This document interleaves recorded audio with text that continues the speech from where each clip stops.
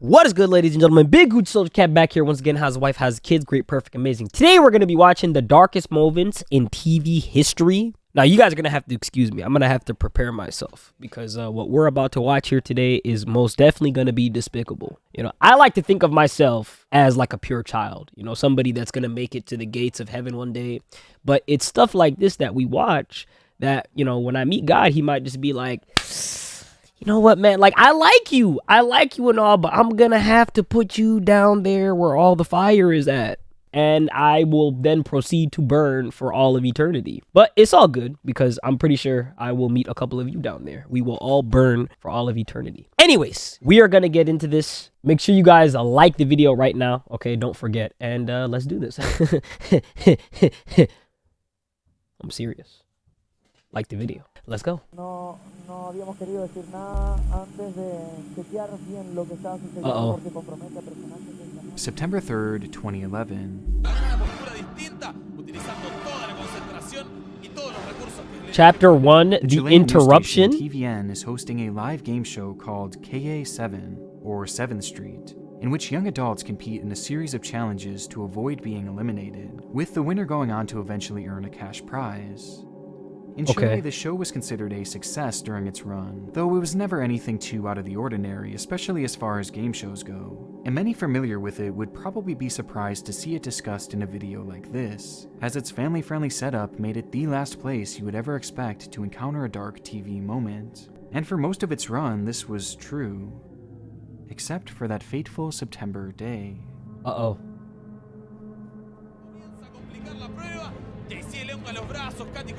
Did somebody get flashed?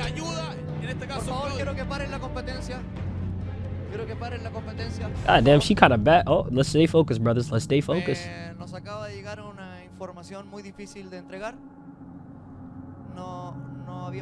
What's he saying? What's he saying? Can somebody translate it? What did he just say? Did he call me a Make sure he didn't call me a engaging in a heated competition, the host, Jean-Philippe, unexpectedly halts the program in the middle of a game with breaking news that a terrible, terrible accident had occurred, though not one on the show, but instead within the network itself. That morning, a team of workers from the TVN station, including famed presenters Felipe Camaroga and Roberto Bruce, along with numerous staff, had boarded a military aircraft to document the recovery efforts after the 2010 earthquake which had ravaged the country, with the plane heading for the island of Robinson Crusoe, a destination that they would sadly never reach, as Jean-Philippe would interrupt KA7 to share the devastating news that the plane had crashed into the ocean and that everyone aboard had likely been including the entire team that TVN had sent, and some of the network's most prominent presenters. That's messed up. The news sent shockwaves across the entire country, and especially the TVN network, with the on-air team having to report that their close friends and colleagues had tragically passed away. Yeah, bro, that's messed up. Numerous bodies would be found floating near the crash site, along with debris and eventually the craft itself. It was said that the flight had encountered heavy winds upon reaching their destination, leading to 2 failed landing attempts. And while making a large U-turn to try the 2 failed landing attempts? The flight would disappear into the water, likely as a result of the craft running out of fuel. Somebody had to have been drunk, bro. Heavy drinking the night before, maybe. I don't know. But 2 failed landing attempts, bro? Is it that hard to land a plane? Never mind. It probably is. My bad. Anyways, let's continue. The interruption of the television program was and is considered a truly grim moment in the world of television. That's messed up. But the situation only gets more eerie as, upon searching the wreckage, divers would discover that the network's cameraman had been filming minutes before the crash. What? Getting shots of each and every person aboard, all of whom were clueless to the fact that in just a few minutes' time, they would all be... Why you gotta say it like that? That's messed up. Look at, oh my, what is wrong with his hairline? Listen, man, rest in peace to my boy and shit like that. But bro, man, like, what are we doing with this hairline? Somebody had to at least give my boy a lineup before he went, bro. I mean, oh my God, bro, what is that? Personally, I could not know that I'm about to die and have a hairline like that, bro. If I know that this is my last day on earth, first place I'm gonna go to is my barber. I'm not gonna be put in a casket looking all bummy. Like, no, bro, people are gonna go like, at least he went out fresh.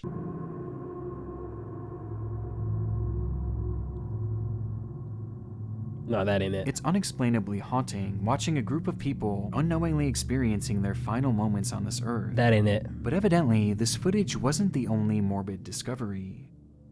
What Within else? one of the camera's SD cards What else?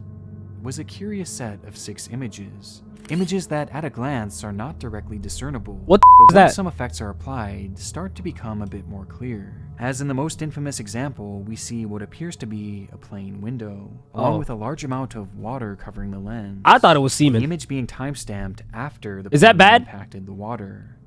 And to make things even stranger, the SD card that was storing these images was allegedly found inside an empty water bottle. And though to What? my knowledge it has never been proven, these images introduced the idea that at the very least, the cameraman, Romina Irazabel, was alive and even conscious after the crash. Holy He shit. snapped the pictures before placing the SD card in the water bottle in order to save them from corrupting in the salt water. Wow. Which would also mean that he What was a alive W and trapped aboard mans. the broken vessel What a as it slowly W sank to the bottom mans. of the ocean, drowning with no hope of escaping the wreckage. Oh my god. What a To this W day, the mans. broadcast interruption, the footage, and the haunting unexplained I don't have that much. images I don't have that much cultivated into integrity what for can only be journalism like that, described dog. They're probably just going to let this thing play out. Chapter 2, Bird's Eye View. See, guys, look, I can read. I can read sometimes. We have one helicopter that is no more than 300 to 200 feet above this white Bronco that O.J.son is in at this time. There's something inherently captivating about watching a live police chase or standoff. Perhaps it's the danger of it all, the feeling that at any moment, anything can happen, as you sit there watching it all unfold with no way of knowing how it'll end. Now, some of these turn out to have comedic finales, going on to gain notoriety for just how outrageous they are. This is like a comfortable stroll that this guy's just taken through the neighborhood. Somebody, making the decision said, just let this guy go. While others conclude in complete disaster. Luckily, not a lot of people see just missing those cars. Whoa. Into that Oh! power line Oh! there. Wow, and that is quite. Oh, you know he dead. Oh, you know he dead. You know he Throughout the history dead. of televised police chases and police standoffs, certain moments have left viewers shocked and traumatized by their abruptly disturbing endings. With one of the most recognized examples coming from all the way back in 1998, in the world's capital for this type of content. Today in LA. First edition with Carla Arago. It happened on April 30th at approximately 3 p.m. when residents in LA had their evening programming interrupted by breaking news. A standoff of sorts had been developing on the Harbor Freeway, one in which numerous stations, even those showing children's cartoons, would cut to. And glued to their screens, adults and children alike would watch as 40-year-old Daniel V. Jones would exit his vehicle and display a homemade banner that read, "HMOs are in it for the money. Live free, love safe, or die." Which What was does that neatly mean? placed on the ground What does as that if mean? New helicopters would be arriving to capture this unfolding dilemma. Daniel had been sick with cancer for some time and had just recently been diagnosed with HIV, something that he only blamed himself damn. for. However, these illnesses led to a growing disdain. Use for a condom, HMOs, bro. What's or wrong with health you? Maintenance organizations, and he would express his displeasure for them in a phone call to 911 at the very beginning of the incident. During the call, he relayed how he believed the organizations valued profits over the lives of him and countless others, and he wanted to expose them and all their harmful practices. Hey, that's in front of the capitalism for entire you, man. world. That's And capitalism now for you, he had bro. his audience. So, with the whole world watching, Daniel entered his truck with his dog Gladys, lit a Molotov cocktail, and ignited a fire inside the vehicle. What? All while the broadcast stayed riveted on him. What? The scene was absolutely brutal. What? It got even worse as he eventually exited the Oh car, my God! still on fire and now badly burned. Oh And my despite knowing that God! Daniel clearly had the intention of ending his life, the cameras just kept on rolling, and they continued to roll even as he brandished a shotgun and followed through on his ultimate desire. Holy sh! As his life came to a gruesome end. Oh my god, he All the shot while, himself? Thousands of children at home who were just trying to see their favorite cartoons watched on. The incident became a PR nightmare. Bro, for the deleted multiple himself stations on that were live on scene television? and seriously called into question the morality of broadcasting incidents of this nature. But it seems that the ratings they received were just too good to ever stray away from the practice. That's messed In fact, up. if anything, this incident probably boosted their intrigue, as it was the ultimate example that anything can happen on live TV. And yes, despite the tragic result and its human toll, this incident ultimately gave rise to even more broadcasts of this nature that are still to this day a commonplace. What? With one in particular leaving a lasting impact on myself for nearly a decade now. Listen, bro, I don't mean to tell you how to live your life, okay? But I feel like personally there's different ways to get your like message across. I get it, man. This was 1998. Facebook wasn't a thing, but like maybe you could like make a little t-shirt, wear it around in public when you go to Costco and like be shopping and shit like that. People go like, "Oh, that's a nice shirt. What does it mean?" Then you could strike up a conversation that way. Oh my God, bro. That's kind of messed up. Bro must have thought he was a firebender. He lit himself on fire? Isn't there better ways to get your message across, my man? It started the same as any other live police chase, with multiple stations interrupting their broadcast with that classic flashing breaking news text. It was the 27th of July, 2007 in Phoenix, Arizona, where we're thrust into the action of a high-speed chase occurring at roughly 12:30 p.m. Bro thinks it's According to GTA. the broadcast, Bro this thinks white it's pickup truck GTA. crashed into a police cruiser upon being pulled over and took off for unknown reasons, prompting not only a hefty response by local police, Oh my but God. local news stations as well. As after only a few minutes, news helicopters were already in the sky, streaming the whole situation out to the world.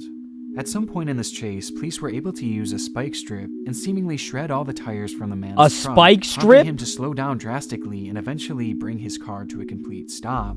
And it looks like they're probably just going to let this thing play out. Yeah, he can't go much further. My dog, this is not the car to do a police chase with, bro. I can't This even led to lie. the cameras in the sky scrambling to get that That perfect ain't the car to shot go Need for as the Speed with. dramatic finale of this chase was growing ever so close, though no one could have imagined the tragic end that this was all headed for. What happened? What happened? Well, he's taking off Oh my running. God. Now it's a foot chase. Oh my Okay, God. Now he's Oh jumping my out. God! Vehicle. Okay, All right, they're doors- Did he closing just in steal with that the car? Oh my! We're gonna Oh! pull out.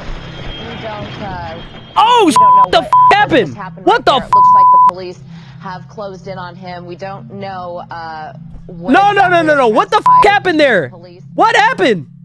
As the camera is fixed in on the action, we see a brief moment of static What the f before is the that? broadcast cuts back to the studio, followed by a hurried commercial break as confusion seems to fill the set, leaving the audience baffled at how they could pull away from the footage at such a tense, important moment, causing many to change the channel in a hurry to see That looked just like how this that thing looked would like end, Goku did a which is solar where many would be flare. faced with the reality of what exactly they had just witnessed. He commandeered another car. Wait. I got a problem here. Okay. I got an accident. What happened? Go north. I got a helicopter down. Oh no, Connie. Oh my God! Oh no, Connie, this is unbelievable. All right, well, we're gonna leave that pursuit. And find Oh, out. that's messed up. This is unbelievable. What Connie, the Can you tell us, are you getting chatter? You would know. How did that happen? How did that happen?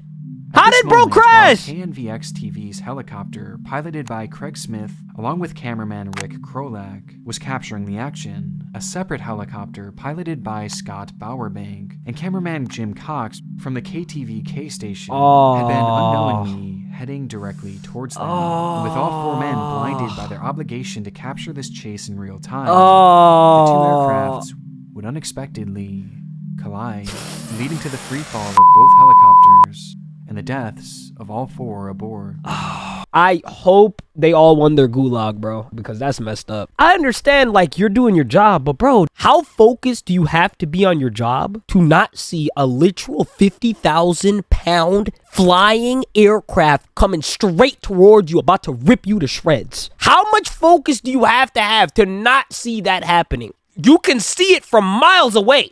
And you can hear it too from miles away. So I don't know how you don't see that happening. That's insane to me. The footage was captured by both parties involved and shown live to who knows how many people, Jeez. with both providing equally chilling moments, like in the original KNVX TV broadcast, where you can hear the faint yelling of one of the men on board. What? We don't We don't know what has just happened. Oh right there. my Looks God, like you police- can. And in the KTVK helicopter, when Jim Cox says the line, Now he's hitting eastbound, and he just hit some more barricades. Absolutely unbelievable. This guy doesn't care what he hits. when in reality, the very craft he was in was mere moments away. Was about to get barreling hit. straight into the other news chopper. Holy The entire scene is certainly one of the darkest police chases ever recorded. And to me, what makes it all the more gut-wrenching is seeing the other news stations swarm to cover the crash. That's messed with up. many of those people forced to cover the incident being acquaintances and even good friends with the people they had just watched perish. Yeah, Leading to imagine some that's your genuinely friend in the heartbreaking helicopter, bro. reactions. Oh my God. Holy crap. Oh, no. Oh, Jesus. Oh, God. Oh, my gosh. Hey, oh, my God. Channel 15 and Channel 3 just had a mid-air collision. Watch that whole thing. I'm good. I'm on your nose. This guy's out of breath. Holy shit. This guy's hyperventilating. Holy f.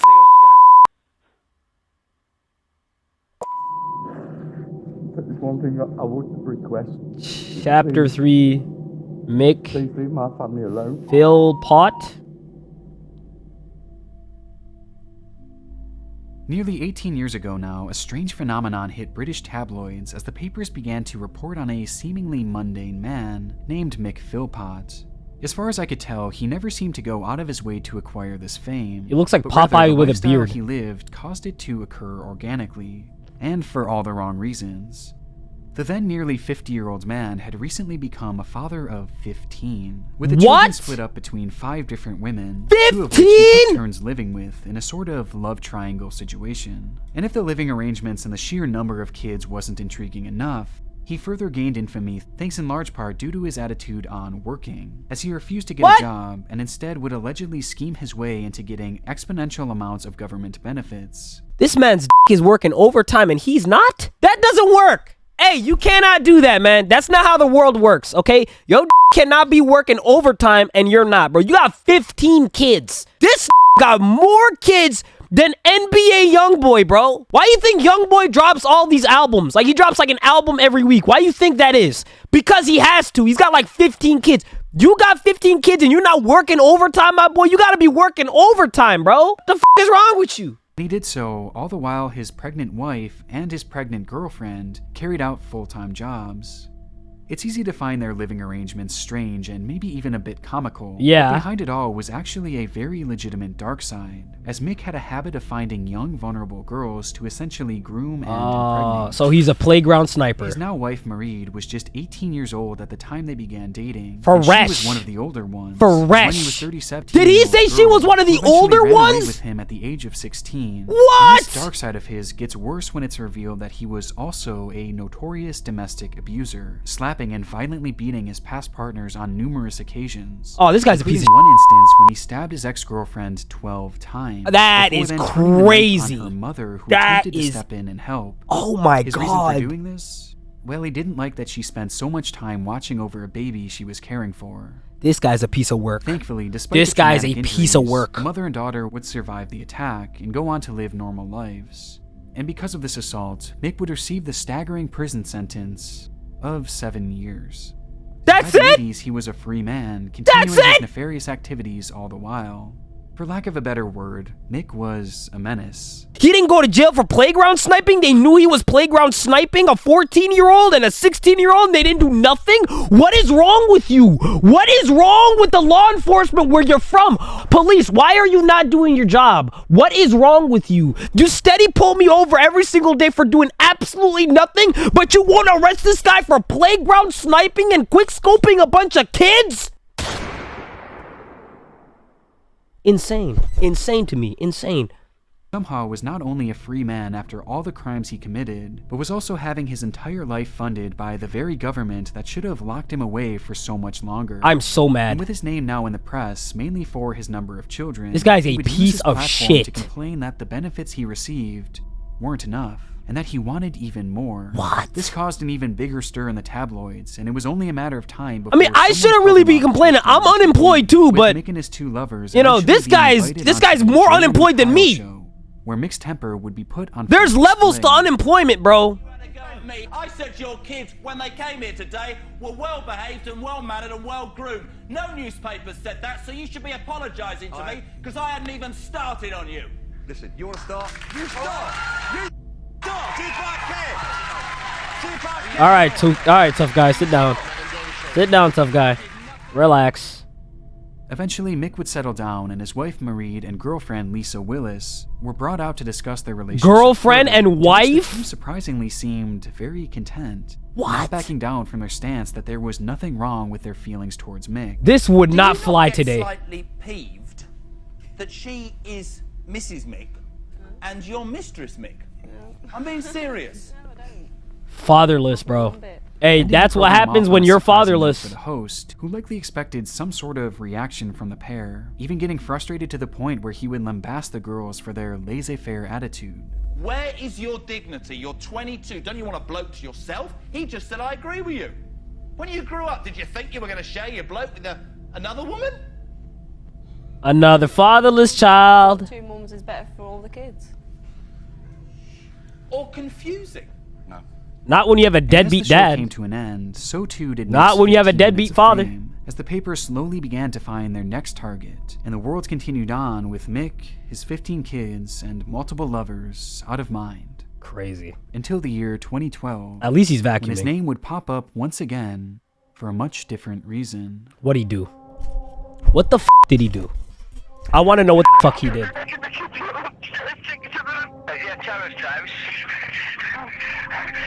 What's going on?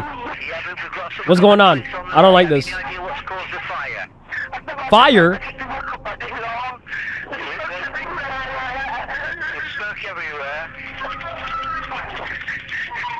Oh my god.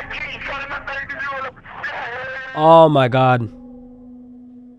On May 12, 2012, Mick's home would catch on fire in the dead of night, while he, his wife Marie, and their many children were sleeping peacefully. In the panic, the couple managed to escape with some of their kids. Some of their kids? All of whom were below the age of 10, would pass away in the blaze. What? Having been stuck upstairs and inaccessible to any form of rescue. No! By the 16th of May, the story had reached far and wide of the tragedy that unfolded, with Mick and Marie garnering widespread community support. Locals in the area would even band together and raise the money for the children's funeral, prompting the emotional pair to give a heartfelt thank you through the media.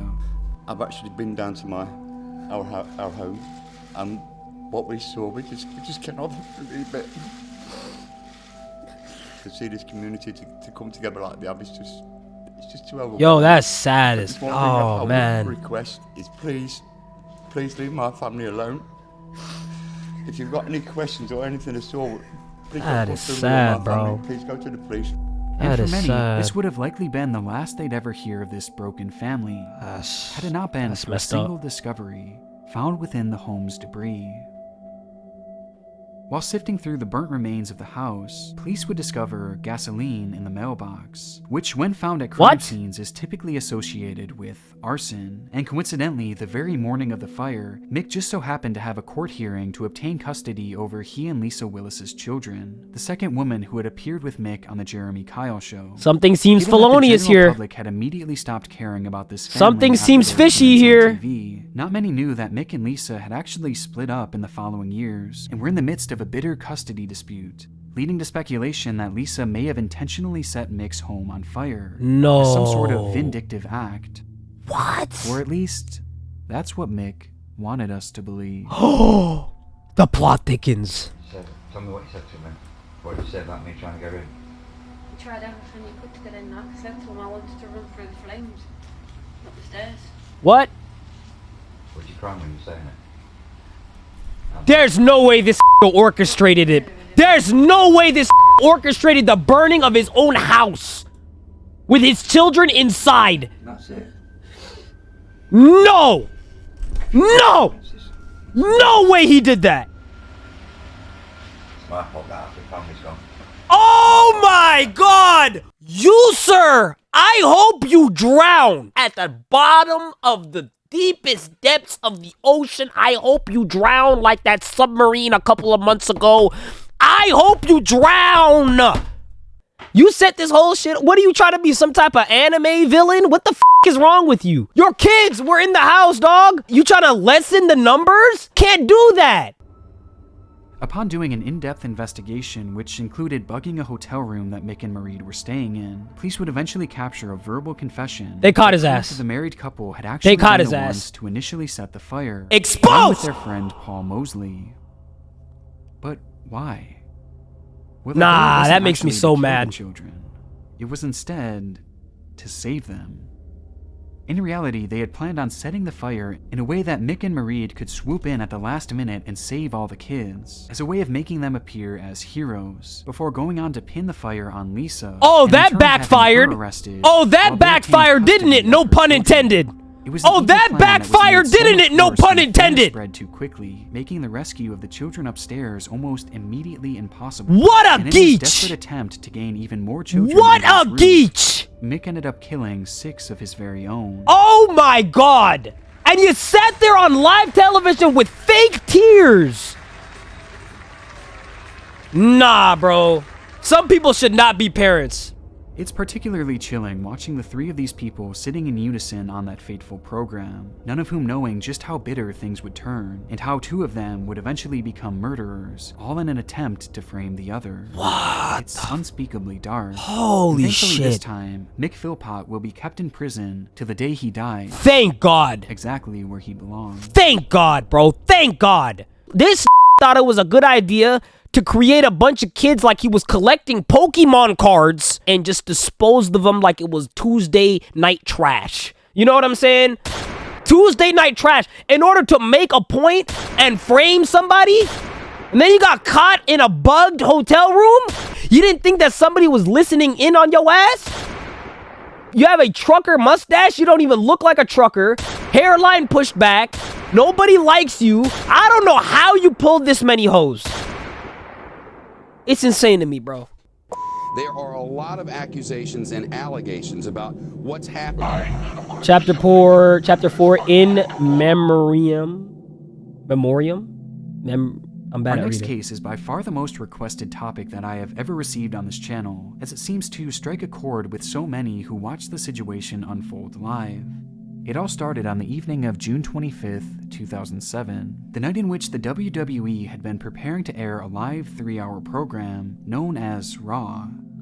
The event was set to feature their usual star-studded list of wrestlers going head-to-head in Corpus Christi, Texas, though the morning of, out of the group of those star wrestlers, one man was missing. Chris Benoit. I used to RKO people at wrestler lunch. Chavo Guerrero. He had received a voicemail. God from damn, I Benoit loved 2 days WWE prior, when I was a where kid. He was told that Benoit's wife Nancy and son Daniel had come down with food poisoning, before telling another co-worker the following day that Nancy was so sick that she had been vomiting blood. Guerrero would go on to state that the following morning he received vague text from Benoit, with some simply stating his address and another giving directions to where the dogs were being kept, and how the side door to the house was left unlocked. Texts that were sent around 3 a.m. and ignored by Guerrero, as he knew he would be seeing Benoit in just a few hours, given that he was going to be picking him up at the airport in preparation for the show. Though he would never hear from Benoit again. I think I remember this, bro. Good evening. In reality, WWE superstar Chris Benoit, his wife Nancy, and their son Daniel are dead. With the program growing nearer on the 25th, news would be relayed to the WWE that Chris Benoit, along with Nancy and Daniel, had been found dead within their home. The news came as a shock to the entire wrestling world, and not wanting to carry on with the regularly scheduled Raw event, the decision was made to cancel the matches and instead showcase a tribute to the famed wrestler who so suddenly lost his life. That's good. And so on the evening of June 25th, 2007, the WWE would reflect on some of Chris Benoit's best moments in the circuit, along with their biggest stars giving personal accounts of just how much Benoit meant to them, with it all happening live and in real time the very night that Chris was found dead.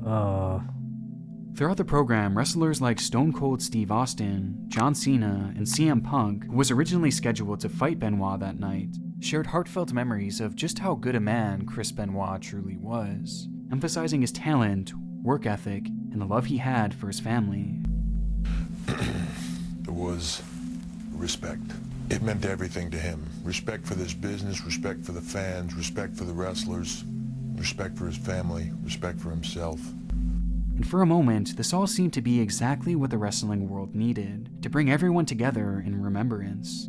But near the end, a shift seemed to occur following an interview given by William Regal, whose comments towards Benoit felt far more reserved than the others before him, and poured their hearts out over their fallen friend. At a later date, I'll be quite happy to sit here and tell you all the things about Chris Benoit that I'd like to tell you.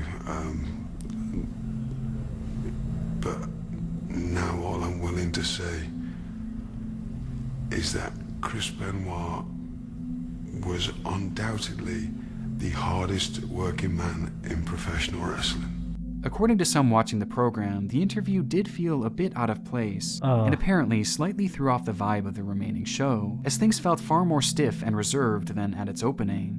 I mean, the guy died. Like, what the f? What do you want? You want him to just continue the shit as if the guy did not die? You gotta show some type of compilation in his memory. Nobody likes when anybody dies. Yes, it's out of place, but these things happen, okay, and they're sad. And, you know, life goes on. You just gotta, you know, show some respect. Kind of like my goldfish that I killed a couple of weeks ago. I made a little mural for him. I took a bunch of pictures and videos, and I put it on CapCut. And I put like a little song in his memory.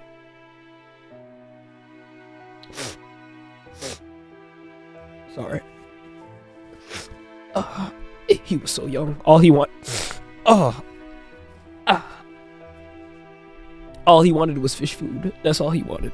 And I never gave it to him. Because I was too busy recording. Anyways. And there was good reason for this.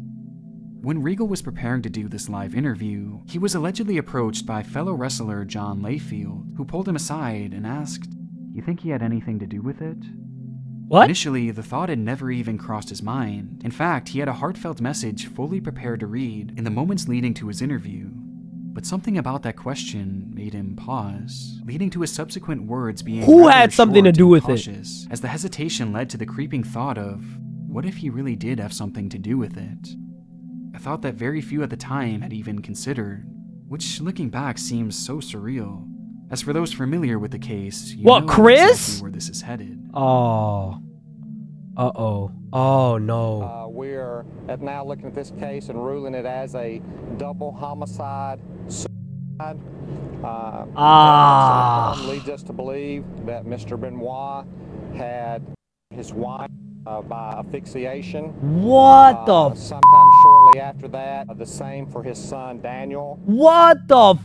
Over the previous days before Chris's tribute was aired, he would be the one to take the lives of his wife, son, and eventually himself. Oh my Benoit God! did so by drugging and strangling his son. Oh and wife, my leaving Bibles God! By their side, seemingly as a result of some type of mental breakdown. Oh, now you This day, feel the like exact shit, don't motive you? is still not fully understood. Oh, but it likely now had you to do feel with a like shit, combination don't of you? multiple factors, with the most glaring being. Are you serious, nigga? They made an entire tribute to your ass! As following his death, Benoit's brain was studied by a neurologist who would go on to state that Benoit's brain was so severely damaged, it resembled the brain of an 85-year-old Alzheimer's patient. Jeez!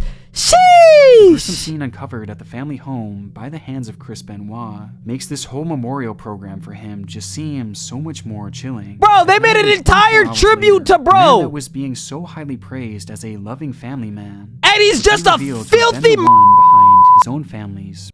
He's just a And as filthy... disturbing as this all is, there's plenty of other chilling moments left behind by Benoit, with perhaps none more eerie than the promo he shot for another Raw event just a few years before his death. My wife and my children will not be watching Raw because I am going to do something that is unthinkable. I'm going to leave you with my anger.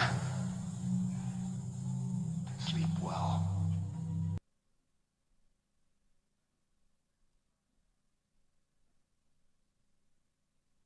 He gave you fair warning in advance on live television, dude. And he looked serious. Like, I know wrestling is fake. I know it's all scripted. But he looked serious there. Like, he looked like, okay, like, I'm gonna make my family pay for whatever reason. Usually, as a man, we don't like to mix our work and our family together. You know, we don't like to do that. When you do that, something is wrong.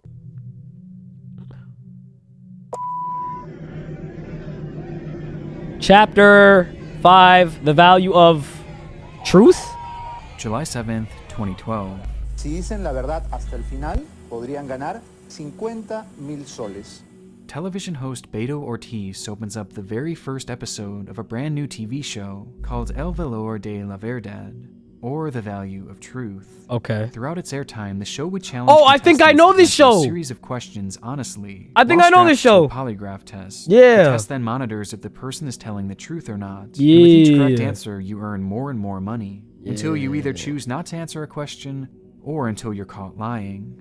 Though there was a catch. The questions would get increasingly more difficult and embarrassing, and all the while you're answering them, you're seated directly next to your loved ones. Could never be me. The questions were often based around. Could never be me. The whole program is incredibly cringe-inducing, but in a way that you can't quite take your eyes off. And in Peru, The Value of Truth was poised to become a breakout hit, thanks in large part to the success of this very first episode.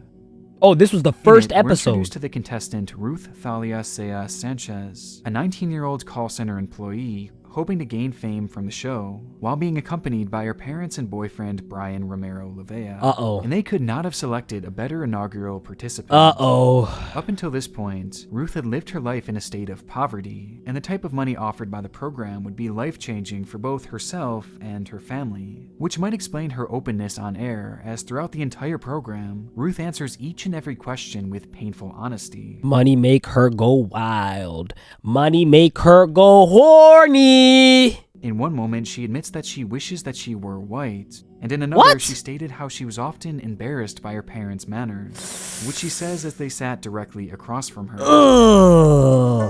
Yeah, my mama will whoop my ass. Doesn't matter if it's on live television. Can't be saying that.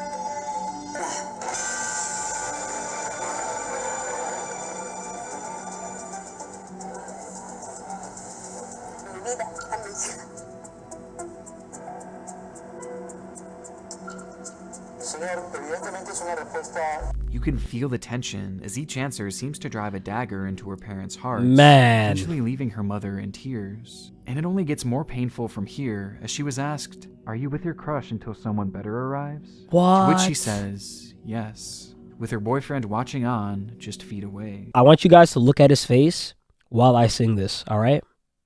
In the night I hear him talking, coldest story ever told. Somewhere far along this road, he lost his soul to a woman so heartless. Yeah, how could you be so heartless?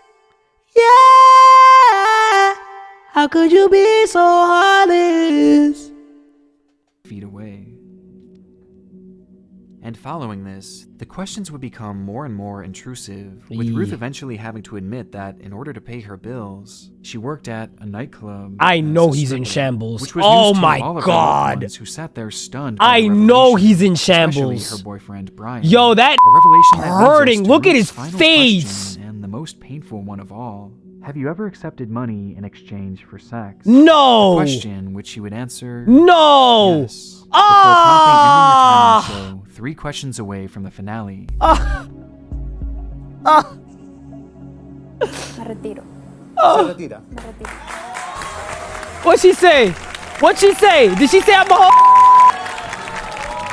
What'd she say? The whole ordeal left everyone, including the audience, completely stunned. Oh, On one man. hand, many applauded Ruth for being so honest. Applauded And on the other, She her? was criticized for putting her family and her boyfriend specifically through this embarrassing line of questions. Look at broadcast for the whole his country to face, bro. see. Oh, I feel so The bad. cringe-inducing episode became so popular that the station supposedly aired it each weekend for a staggering 12 weeks straight. Oh The my show and Ruth God! herself became instant phenomenons. Fuck! And in a sense, this did bring Holy Ruth some of the fuck! fame that she so desperately desired. Oh making my appearances God! On multiple news programs in the following weeks and becoming a legitimate household name in Peru. For being Her a finances helped her situation too, as she walked away with 15,000 souls, or about $5,800 US back That's home. it! And for a moment, it seemed as That's if the thrill of it! releasing all this private information might have actually been worth it. What? For Until the day She $5,800? vanished. Uh-oh. Out of nowhere, Ruth suddenly went radio silent, missing appointments and failing to answer her phone while her home sat vacant. For 10 days straight, there was no sign of the young star, Uh-oh. prompting a massive search of the area she lived in, with those same loved ones that had accompanied her on the Value of Truth. Oh my God, I think I know what happened. Until eventually, police would happen across her lifeless body. Oh my God. Buried in a shallow grave. Yup, bro went She had died berserk. of asphyxiation, a clear-cut case of.